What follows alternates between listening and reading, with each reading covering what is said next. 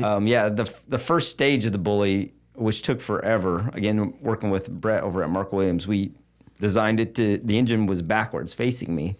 The transmission was forward, and then it had a boat V-drive, and then it went back to a 4.9-inch.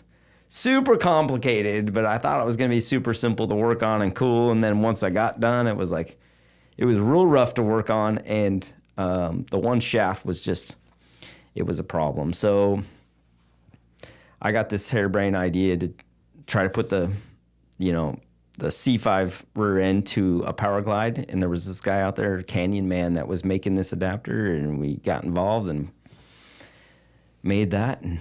And you probably only were able to even think of this kind of stuff from years of seeing all cars torn apart in a junkyard, because most people... Yeah, that is it. Because you saw a Corvette rear end when it was probably...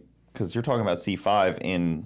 when they were new, almost. Yeah. Not many people probably even realized it was this transaxle deal like that, because the C4 was completely different. Yeah. To decide to try to bolt one onto a Power Glide, which now they do.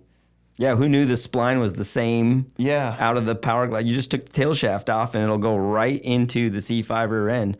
It's the right spline, everything, so you just need an adapter to connect the two, and that was it. That's some mad science stuff. Yeah. I feel like... I don't know if it's something in the air or something you guys do up in Colorado, but it seems to breed some real creativity. Yeah. Because I'm friends with the dude with the dual engine. Volkswagen. The Volkswagen. What's his name? Ron, I think it is. That car's amazing. Dude, super cool. Yeah. And I'm just like, every time I look at the thing, I'm like, it doesn't even make sense to me, like, how you go down the rabbit hole of, like, actually doing it. It's one thing to talk about it, but then like to actually do it and pull it off. Yeah, so we're talking about a Volkswagen, a green one that I've raced at TX2K before, and it's got two VR6s, one in the front, one in the back. They both make 1,500 horsepower. Yep. They're linked up together with the shifter and everything, and he goes like 770s. And he can, what he does is he unclicks the rear, and he'll do his front wheel drive burnout, and then he does the rear wheel drive burnout, and then he goes to the line and all wheel drive. 2 fuel tech screens sitting there. Yeah. It's a lot.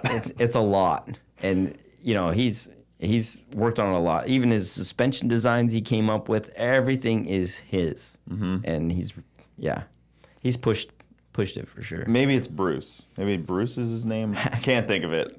Me neither, honestly. It's a good car, but though. I love to watch it. I'm sure you guys have all thought of that as well. Oh, yeah. A second engine in one of your Hondas. I want to do a twin-engine K-Series sequential, either in another Civic or something. Basically the same thing he did, but just K-Series sequential. Yeah, that'd probably be a lot more reliable, unfortunately. I'd probably keep it a little more tame, though, like 2 stock ones with 500 horse each. So it's like a combined 1,000. It's still going to be gnarly. Yeah, you got to start somewhere. Yeah. It's YouTube. Dude, I'd be yeah, we need the build progression. We need the build progression. You know what? Besides, it makes it interesting. If you did a stock one in the back, not even a turbo, and then a badass engine in the front to do sick week, so you just drive it on the street with no power. Yeah, this was just 200 horsepower, gets 50 miles to the gallon, and then I use the badass one on the track. Then if it blows up, you can still get home. You still get home. You can still break the beams. Yeah. No matter what. That's race week right